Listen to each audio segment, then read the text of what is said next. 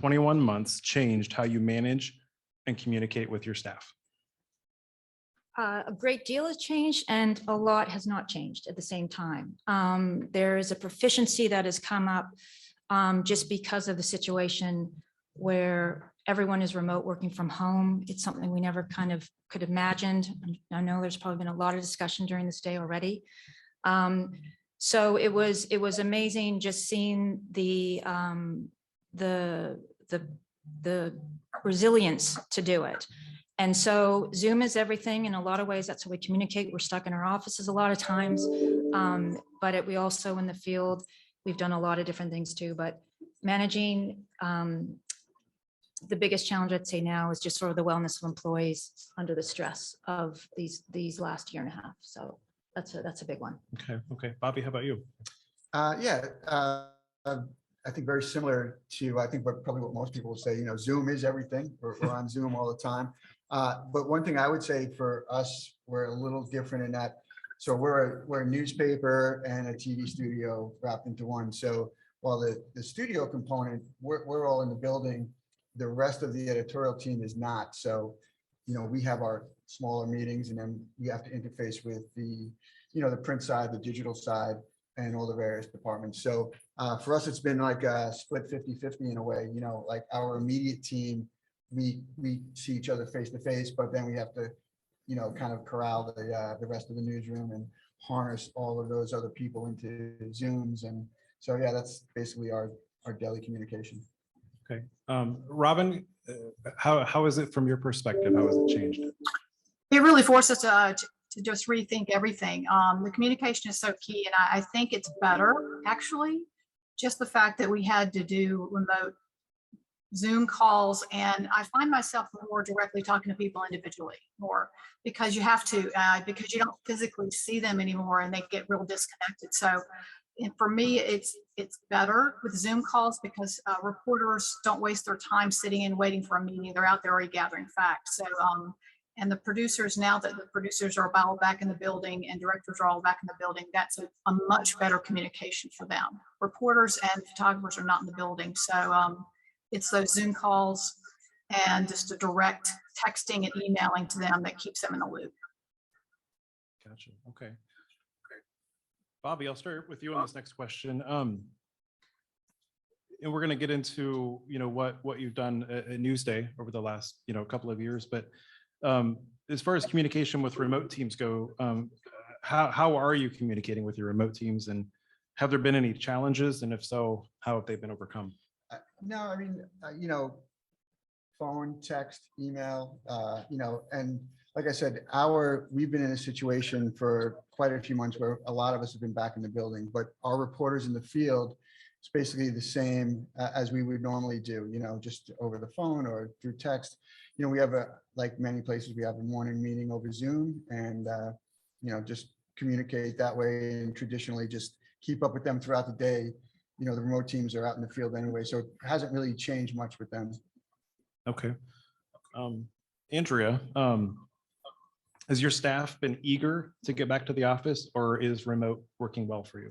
On the operations side, a lot of the folks have already been in the bureau for most of the time, and the engineering side, they're really the folks that need to be near the machines. And we have so much remoting into our servers and our systems that they really need to be there to teach, help the editorial side who are trying to do this all remote. So we're sort of, my team is mostly in. And then a lot of the editorial folks are able to work in remote, but we just have to really have that infrastructure and support to have the remote side up and running well. So for the most part, we're at a place right now where it's probably not going to change much because most of the folks are coming in, but it's nice that there's this new flexibility that we couldn't really imagine before, where people can work from home and hopefully it gives a little more balance. But then, of course, when there's breaking news, which happens often, all hands on deck. Right. No, that's a really good point. And I guess as far as, and Robin, I'll direct this next question to you. So, as far as that, kind of, in-person collaboration that, we all know is so important, in a newsroom. How have your daily editorial meetings changed due to the pandemic? They're better, and I'll tell you why, because we ask that they submit story ideas and specific information before each editorial meeting. So we have a better handle on the story pitches before we got into a meeting and we would talk then. And I think it lessens now the time needed. And we can also, when they send the pitches, we can also have discussion before the meeting. It's a better editorial meeting. It's a more focused editorial meeting, and everybody's on it. So it is more productive. So I wouldn't change it. Do you feel this kind of the setup that's evolved will be, what you're doing for the foreseeable future? Absolutely. Yeah. Okay. And just one more follow-up for you, Robin. How about ratings? Do you feel that as far as your team's going, moving to the remote workflows, has it had any impact, either positively or negatively on ratings that you've determined? It's interesting that I was looking at that question, is that when COVID began, we really were the go-to station. We still are doing well, but especially in the early morning and the late night, when I felt like more people were home doing home remotes, themselves. Our morning and our late evening continues to be really strong because of that need from the audience to know what's going on in their day before and after they get home from work, or remote into work. So our ratings have not really been impacted. And this is a strong market, so everyone's doing a really good job in doing this. So it's a competitive market, which makes us we're happy that we haven't seen any these kind of things with ratings. Gotcha. Okay. Let's transition to remote news gathering and production. So Ray, we'll start with you here. So we've heard this on an earlier panel today too, in regards to vendors really evolving quickly, innovating quickly, transitioning their technology to complement these workflows that have developed so quickly. So I mean, I guess could you explain to us how Avid technology has evolved through the pandemic to benefit the news and operation teams that are working remotely? Yes, sure. And thank you, by the way, for having me on the panel. So Avid was interesting because Avid had to transition its own workforce, right, to be a distributed workforce, while at the same time dealing with media organizations who also had to deal with the same thing. So in the immediate aftermath of the pandemic, we worked around the clock to basically enable people to access resources that were on-prem from home, right? That was probably the biggest thing that we did, and that took months and months, right? It was just a all hands on deck kind of an approach. We also had people that kind of fall into two buckets. We had folks who were accessing those on-prem resources. We also had people who wanted to actually try the cloud. It just so happened that at the time we had Edit On Demand, which was released in 2019, which is basically editorial in the cloud, a SaaS offering, Avid's first SaaS offering. And we had a bunch of folks who were sort of playing with it, if you will, ahead of the actual pandemic. And that quickly turned into real production. And the good news was it worked very well, right? People had an excellent experience with Edit On Demand as a whole. For some of those reasons are, they were actually using machines in some cases that were VMs that were more powerful than what they actually had under their desks. And so they actually had a very responsive, good experience, even with limited bandwidth at their homes, right? And so we sort of had those two sort of immediate challenges. Now we see media organizations now starting to sort of take those lessons learned and applying those towards their thinking going forward as to how they're going to run their operations, whether that be a hybrid model or even just how they're thinking about what else could they do in the cloud that's realistic, that sort of augments their capacity, allows them to basically burst very quickly, take on more projects, enable distributed resources, while at the same time maintaining the investments they've already made in on-prem resources. So it's been nothing but a learning experience across the board. And again, at the same time, Avid was, all of our employees had to work from home, right? So we relied on the same tools we were all relying on, right? Teams and certainly Zoom. So it's been an interesting ride, to say the least. The last thing I'll say is, the pace of innovation, though, that this has sort of forced us all to sort of embrace has been just picked up exponentially, in my opinion. And that's in a good way, right? In a lot of ways, albeit for a terrible reason. So. Right. So what have you seen with cloud adoption specifically? Cloud adoption, like I said, primarily Edit On Demand and the SaaS offerings, which, Edit On Demand auto provisions the resources needed basically to spin up the cloud resources for editorial on demand. And we've seen that for primarily offline editing. It's been used really broadly across, news style programming, as well as, things like documentaries and certainly sort of television shows that are more like daytime TV oriented. It's certainly not, we're not doing Marvel movies quite yet with Edit on Demand, but certainly does, support quite a bit of use cases. And what people have done is they're doing their offline editing. They have now this amazing flexibility where they can use resources that are, really distributed in terms of not just locally to the building or the city that they live in, but now they can have this bigger pool that they can actually pull from.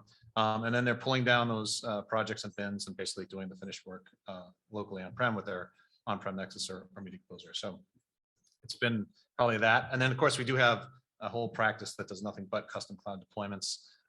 And those have happened in various different ways where media companies, large and small, are at different phases of their own journey. What I would say is that, when we were pre-pandemic, a lot of people were throwing up all the different reasons as to why not to go to cloud.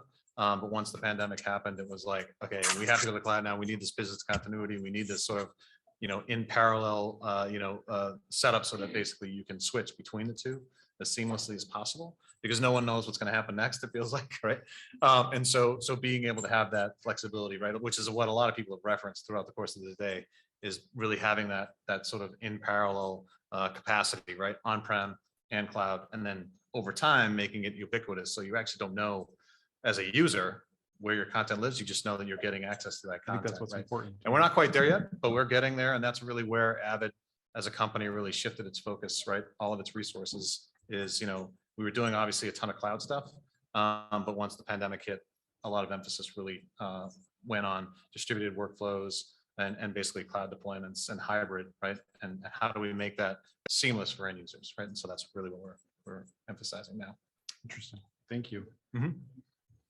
Bobby, so I'd like to hear from you. So Newsday went through, a big transition that I think had started pre-pandemic and then was, built out and executed through the pandemic. So can you tell us a little bit about that project and, and if the pandemic had any influence on where you are today? Yeah, I mean, we started the studio, we started construction on the studio pre-pandemic, and don't want to say that there were really any positives coming out of the pandemic, but if there was one, it was that we were kind of all forced out of the building for a while. So the construction of, we have two studios, smaller TV studio and then a larger multimedia studio where we're hosting live events. The fact that we were all out of the building obviously made the construction process much easier. And I couldn't imagine having to work and put out a newspaper and a website and video content during all this construction. So that's one thing. But the other thing we had to think about, and for us, again, as starting up this studio, we kind of figured out pretty quickly, okay, you talk about cloud services, right? We realized that, our MAM has to be up in the cloud. Prior to television production, we had a multimedia department where we had 10 years of archival on-prem, right? There's no editor that's can access it now. So we had to, start moving our archives up to the cloud. Even something as simple as Zoom, we had to make sure in the studio, we had the capability to take in 3 Zoom guests, right? So dedicating 3 PCs for that. Something that we had not considered at all, but then realized, watching everybody else bring in Zoom guests that, this is going to be now part of our programming. So we had to think about that. Even something as simple as, ENPS, how does the app work? How does it work on mobile? Are the reporters going to be able to use it easily in the field? Producers use it easy in the field. So there was a lot of like cloud-based solutions that we were looking for, and just to figure out, how we're going to launch this studio in a pandemic and all the different curveballs it was throwing us. So, things like I said, Zoom and all these cloud-based apps were really the direction that we went in.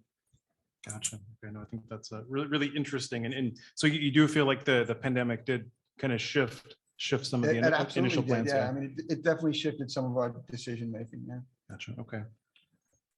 Robin, how would you say that remote production has enabled your team's ability to cover news? What's great. We're a bit central client. Sorry about that. But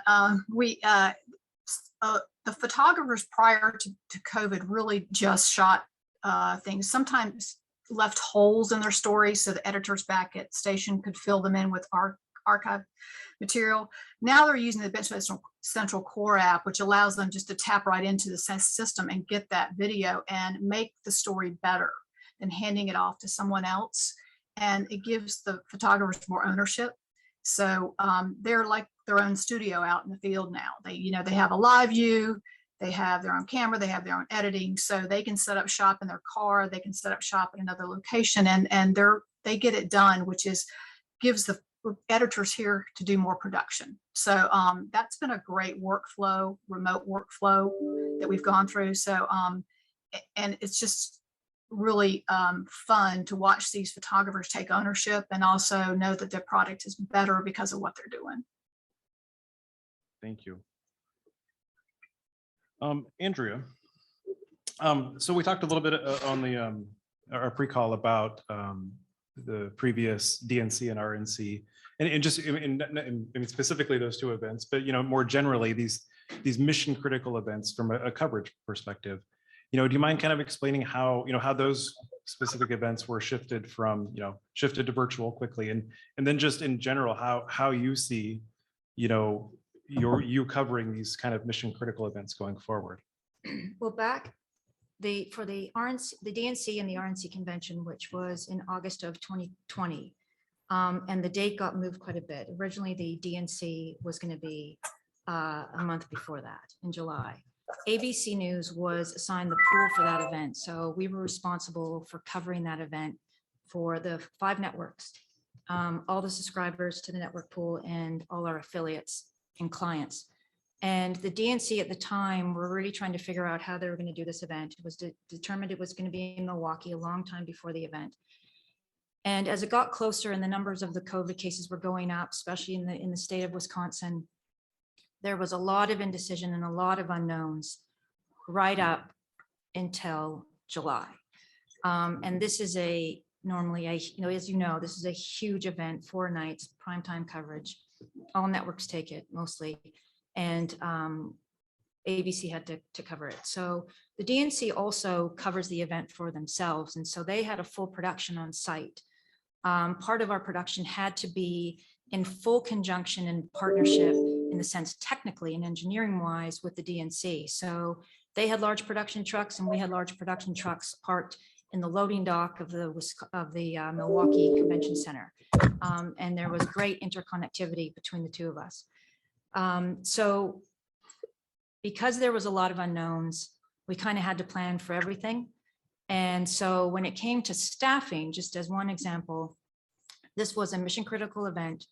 If any of the people involved in this production on the ABC News side were, God forbid, to test positive, we would still have to have someone in that role. So on the staffing side, we had what we called a phantom crew in a different hotel.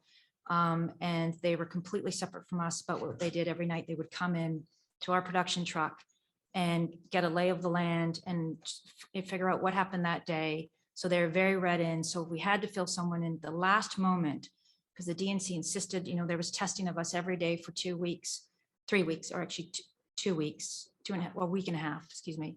And, if we were in that situation, we had someone who could just fit right in. So that was one aspect of it. 12 days before the event, the DNC decided that they're going to not have this convention in Milwaukee. They were going to move it to Wilmington, Delaware. So we had to stand up a whole separate production in Wilmington. But the distribution was from our truck in Milwaukee from this loading dock. So we had to basically set up a full setup in Wilmington with the same sort of staffing challenges and the testing and the phantom crew in addition to what we had in Milwaukee. And so we just sort of doubled this production in this remote way. And at the same time, it was a remote event, and the DNC had a lot of things that were remote also into their coverage, not just live speakers on a stage. So there was a lot of things that were different and a lot of changes right up to the end. So we weren't totally the first to do that because it was the NFL draft before that. And so I think that's where the DNC got sort of their model from to some degree. And so, but we were the first, I would say, network to, the large scale network production was that DNC, and then a week later was the RNC. So we worked very closely with the pool that covered the RNC to make it easier for them, so they could sort of take our blueprint and do it as well. So, but they also had a lot of challenges and changes. So it was just such a fluid situation. And, but like I said, there's tremendous resilience for people in this business. I think everybody, as you probably heard from all your panels before, there's a great passion about this business. And so you get the job done, no matter what the challenge is. And I like to say that we had what we did in August of 2020, and what CBS did with their RNC was sort of the model to some degree for these large scale television productions during COVID. And so you can do it almost from everywhere with friends, smart friends like people at Avid and all these other vendors that are very creative and innovative. But really it's all about innovation and taking advantage of it. So. Thank you. Just to follow up on the last point that you just made, have there been any big technology discoveries, within, your organization through the pandemic that you'd like to note? Well, I think I would echo what my friend Ray just said here. It sort of forced us to do a lot of different things differently. So when it comes to the field, we put a lot of home kits and correspondents at homes, so they were able to just be on the air whenever needed for any show, any platform, any live coverage. Our editing system, we just did a massive upgrade thanks to Avid. So our networking is robust. We have, and our Avid production environment is robust. We essentially can have a producer and an editor cut a piece, crash a piece, I should say, from really anywhere in the world with these different systems that we leverage, and they can both see it and view it in real time. So that's really exciting. And that's something that's probably not going to go away in the months and years ahead. And so there's a lot of things changing, and just the remote working is also too something that's changed, and we'll see what the future brings. Gotcha. I do think that's. I Let's think transition and talk about storytelling. Robin, I'll send this next Yeah. question to you. Can you talk about how the pandemic has impacted storytelling for your? At first, I think it hurt it because we had reporters doing Zoom calls, and most of our photographers and reporters don't travel together. So the coordination between them needs to be really good in terms of logistics. So sometimes the photographer is out shooting B-roll and the reporter is shooting a Zoom call. And that's kind of how it was going, just for safety's sake. We really wanted to make sure our people in the field were being very safe and continue to be that way. As we've realized that we can go to the same places and rendezvous and do stories, it has increased in terms of the video and the interviews and the use of sound, and we're getting back to the production value that viewers need, and which I want. And we actually have had several meetings lately with producers back in the building. Look at your show opens, look at how you're using video, look how you're using graphics, because we really pared down our production value on our newscast to keep it clean, to keep it right, make sure we're doing the right things. But I'm happy to say that with the people in the field thinking about how to shoot things, how to actually do selfie stand-ups too, those kind of things have really added to the value of the storytelling. And I think we'll continue to do that, especially with some of the equipment we're looking at adopting, smaller cameras and things like that make it easier to get into places and do things with people and not intrude upon them as much.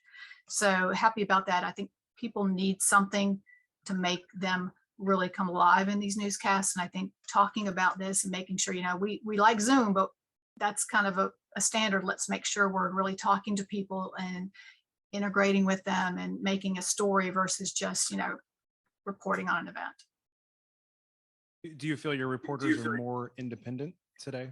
Absolutely. Yes. They know how to even do a pre-Zoom where they're getting information. So the information is already with them, and we can make decisions better on the story they go after. They're very much more nimble, I believe, and they take a lot, and we should give and do give them a lot of credit. Same thing with photographers.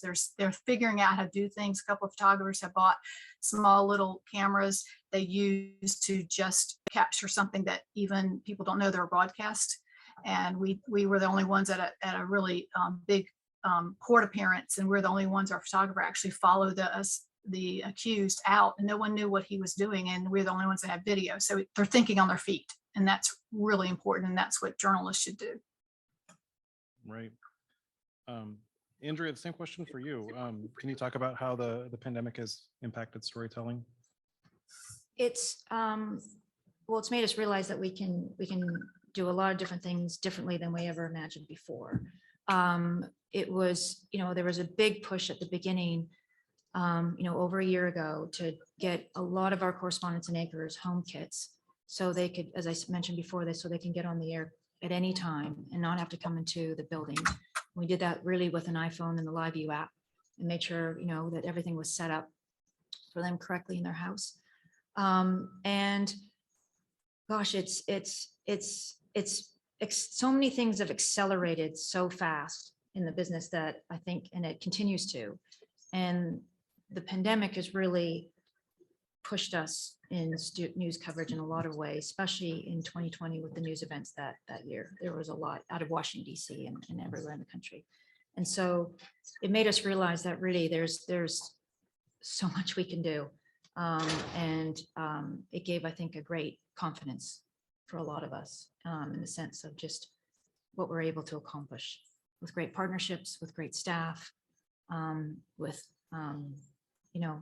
as someone said earlier, engineers, our crews, everyone, just you see that passion come through. So that was really one of those things that are kind of wonderful to see. Yeah. I know one of the things that we were talking about on the pre-call was about storytelling and how telling stories on social platforms and on your own apps is, different per se than what you're doing on the linear broadcast, and how you were able to leverage what you were using for the linear broadcast, maybe take that story and go a level deeper, and then create content specifically for those digital platforms to drive eyeballs to those platforms. That was one of the big reasons why Avid sort of integrated Adobe in a more interoperable way, right? So that users who are Adobe clients who are using the Adobe platform to create some of those more social oriented stories for digital platforms can easily search for, find content and import content into an Adobe environment, work with that content, and then basically push it back out onto the broader platform where everybody has access to it, right? And so that was one of the bigger things that our clients have been asking for, and that's one of the things that we've certainly achieved and continue to work on throughout the pandemic. But that storytelling aspect of it and enabling that sort of unique digital storytelling that's available only on those OTT platforms as you build that audience was one of the big reasons why we did that. Gotcha. Interesting. Bobby, similar question, but with the rollout of your new studio, the new digital product, how has that helped Newsday from a storytelling standpoint, and better connecting, or maybe more so connecting with your audience? Yeah, for us, it's just another platform for our content, and thinking back to some of the conversations that you've been having here, for us, it was new at the beginning, so we don't know anything different, especially from television production. We just launched the studio in the pandemic, so we didn't really have to pivot the way some of you guys are talking about pivoting and changing things. But yeah, we are excited about the possibilities. I mean, we're streaming live news now. I mean, there's, throughout the course of the year, which is, a major milestone for us. So we're offering a lot more content from newscasts to, MMJ packages every day, 2 to 3 MMJ packages. And so it's all new for us. And, we're kind of learning as we go into some degree, like a lot of the questions you're asking, it's all new to us. So it's not like we had to figure out how to get someone a home kit, or because we never had an anchor before. So we didn't really have to worry about, getting her a home kit. So yeah, I mean, we're just excited to keep producing content, and we're moving forward with more, hopefully more video production in 2022. One thing I will say though, in terms of the storytelling part, and this may sound like a small thing compared to what some of the people were saying, but there's nothing like being able to walk over to an editor, look over their shoulder and say, no, bring the sound up here, or let's cut this shot sooner. You can't do that now, because our editors are remote. And so everything is someone's slacking you the video to look at, or someone's, even with a script, you can't sit with somebody and tweak a script a little bit. So that's, to me, that's one of the drawbacks of kind of all this remote working. Well, and that's a good lead in. So what are some of the, any remote tools that you can mention as it relates to, editing, script writing, how are your remote journalists contributing content? What's their workflow look like?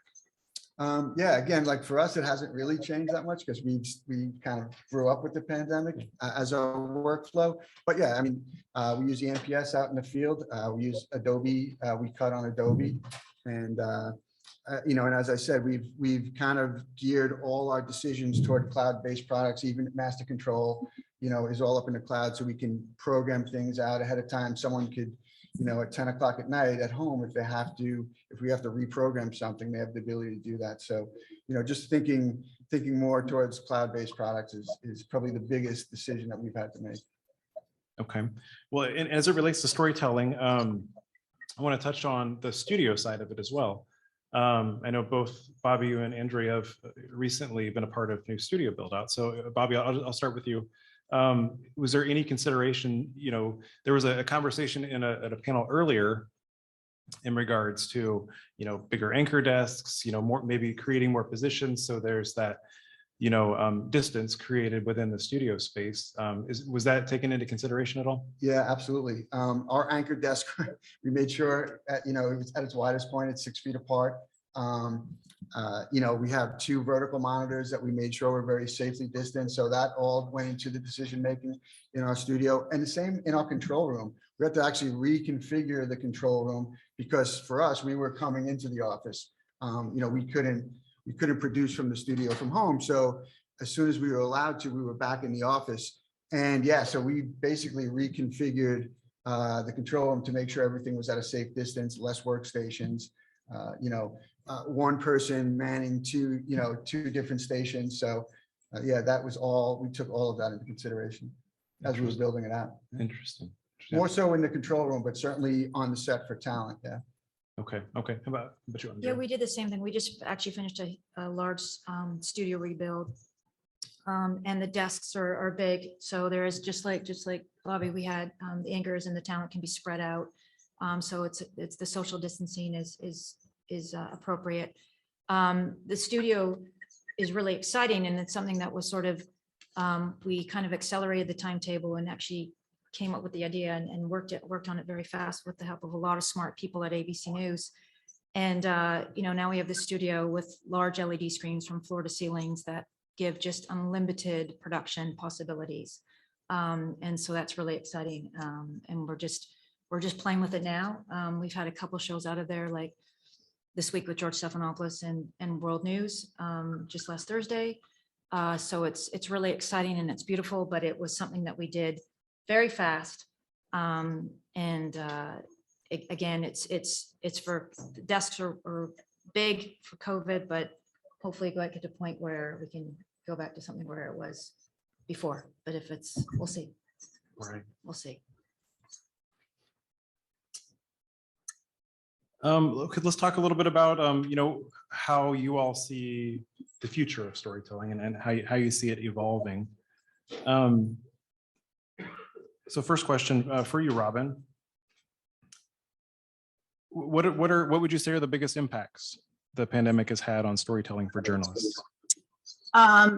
People still want to know what's going on, and how we do it best is with good video, good sound, and good storytelling. And if that's missing, viewers are not going to connect with that, and users online are not going to connect with that. So the heart of this is making sure you have a story that you believe is going to connect emotion and intellect with your viewers. So we have to just keep remembering that. I mean, and all the tools we use are just enhancing and helping us do our job. But if you don't tell a good story, if the video is not great, if it doesn't make people want to watch or download it, we still have to work at that. And we continue to talk about that. We need to talk about how we can pull viewers in and how we can make users want to click on us versus somebody else. And it's a challenge every day. There's no real answer to that. It's just knowing that story. It's the story and you have to have communicators, anchors, reporters who talk to you, not just report to you. And that's another thing, as I think we have more time to do that. And I believe that's really, people feel like a connection to you. So these are all kind of intangible things, but they amount to people feeling like they're having a good experience and they trust you. And that's above all, they trust what you're giving them, the news, the information, and it's kind of intangible again. But if you don't have that, all the equipment you have is not going to help you connect. It's got to be, a day in and day out talking about this. What's the best video? What's the best sound? What's the real story you have here? Not just a soundbite, but what's the story? Okay, thank you. Andrew, same question for you. I think it's made us more ambitious, actually. I think the times and where we are right now and 2020 and the events of 2020 and even this year has made us more, I'd say more ambitious to really get to our audiences with a lot of different types of stories, different types of specials that we do that we maybe didn't consider before, focusing on diversity, focusing on just what this pandemic is for people, what it is, the impact it's having on people, which is, horrible, and really going to an authenticity that I think has just driven us to that. And there's a lot of journalists that should feel really proud of their work. We've also have a huge safety part of our work, not just with COVID, but also just threats against journalists. And that was a huge thing that we took on very seriously. It's a high priority on any story that we do, even just stand-ups in our backyard, so to speak, meaning in our city. So there was a lot of things happening at the same time that was all really, really new for all of us. And it was dialed up in a way that we hadn't experienced before. And so it was tremendous challenges, but I think it's just made us it made us more ambitious just to get the story right and to be objective and to do the storytelling, whether it's short stories or long form specials that ABC has done. We really saw no limits and turned around stuff really fast, which was pretty remarkable. Gotcha. In my humble opinion. So. Bobby, I know, this is, new build out, and you've mentioned that. What do you see what does the future look like, for journalists and as it relates to storytelling? Yeah, I mean, for us, one thing we're really focusing on is, more live events, engaging content with our audience. We built that, like I said, 2 studios. We for the first time hosted town hall debates with the Nassau County race and the 2 DA races in Suffolk County. So for us, we're kind of trying to build out more interactive programming. People will come to our building and take part in these events. So that's the direction that that we're looking at, that we're going into. Because of the pandemic, we had restrictions on the audience, but the amount of people who would come into the building. But we were happy with the first couple of go-arounds, and we're going to continue to do things like that. Gotcha. Okay. And Ray, from your perspective, what is Avid's future look like as you continue to evolve and listen to your customers, and what do you see from your perspective? Yeah, I mean, if you think about before the pandemic, which feels like forever ago, but digital disruption was all anybody talked about, right? How consumers were accessing content, relying more and more on mobile and social for information, and the impact that had, right, both operationally and economically, all the way down to all the talk around IP and leveraging IP, for example, for contribution, as one example. Looking forward, it's now providing tool sets that enable what everybody here is on the panel is talking about, which is accessibility from anywhere. It really doesn't matter necessarily where those resources are deployed, as long as journalists and editors can basically get at content fast. Automation wherever possible. Automating a lot of the processes that in the past maybe were manual jobs, right? And leveraging things like AI and machine learning in smart ways. Storage, right? Making storage even more intelligent, bringing it out closer to the edge so that it makes sharing content even faster and easier. And then ultimately distribution, right? And enabling the capitalization of OTT business models, right? And monetizing content on those platforms, which is still an evolution, right? In meaningful ways, whether that be ad sponsored content delivery or or some type of subscription or both, right? And so it's really arming media companies with the tool sets they need. And everything that's going into the product comes from either the Avid Customer Association and feedback directly from them. We meet with them constantly to sort of hear what it is that they would like to see us focus That was on one as of a my company. questions, how you're getting that kind of. Yeah, and it's so that if you're not familiar with the AB Customer Association, I think it's over 30,000 people are part of it.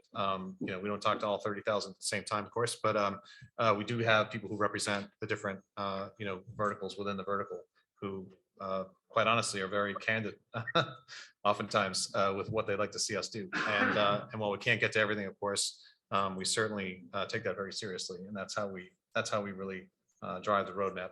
That combined with obviously trends that we see happening in the market, right? And so yeah, that's how a lot of what ends up in the product ends up in the product. It's coming directly from consumers. Very interesting. Well, we are at our time, so I think Thank you so much. And I'm going to just ask if you guys could stay put for just a moment, as Kathy Haley is going to briefly check in with Wolftec. Just turn the spotlight once more on Wolftec. Erling, what's the most important thing people will see when they come visit you? Thanks, Kathy. Thanks for having us. The sound is good there.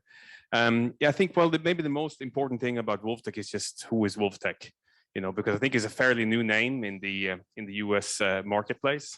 So just a couple of quick words about who we are. It's Wolftec is basically a cloud native platform for planning and collaboration. We are story centric, so it's around short form and also long form productions that we do.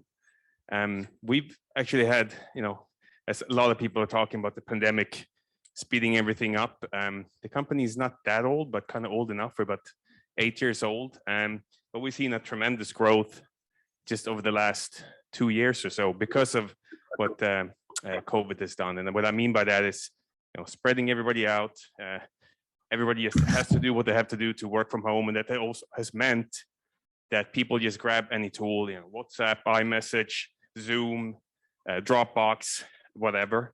And as we're kind of leveling out and learning to live with this, people are looking for a platform where they can kind of integrate collaboration, communication with a dedicated tool that integrates into their technology, into their platforms, and allows for secure messaging over, like I said, cloud native and platforms that people use, mobile app, laptop, etc. So that's who Wolftec is. Thank you very much for having us. And if you have any questions, please come see us.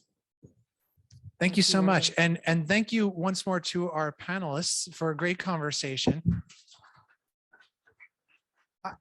I think it's fascinating that Newsday, which is my hometown paper, is on a panel. We wouldn't have had that before. So it goes to show the broadcast industry where competitors are coming from in the video space for live video. So thank you all so much. Really appreciate it.